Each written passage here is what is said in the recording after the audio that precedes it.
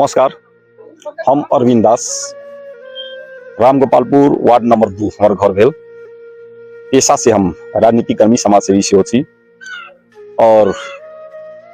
तारा छाप में मतदान क अत्यधिक रूप में मतदान क विजय करा देवा के लगी महोत्तरी क्षेत्र नंबर 4 के आम जन समुदाय से हार्दिक अपील कर चाहिए। कारण कई देश में संज्ञाता, समानुपातिक, समावेशी, धर्म विविधता लगायत के तमाम मुद्दा 10 वर्ष जनयुद्ध के कारण स्थापित होकर संबोधन के लिए और बाकी जो उपलब्धि सबसे उपलब्धि के संस्थागत करित बाकी उपलब्धि के लगी भी तारा छाप में ही मतदान करके अमूल्य मत अपन दौर का विजय कराया पड़ते तई के लगी हार्दिक अपील कर चाहिए। कारण देश में आके छुआछूत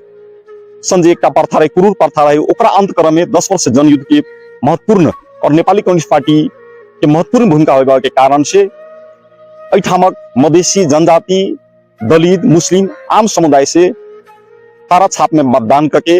अनासबक उम्मीदवार माननीय भरत प्रसाद शाह जी को विजय करा देवे के लगी हार्दिक अपील कर चाहिए।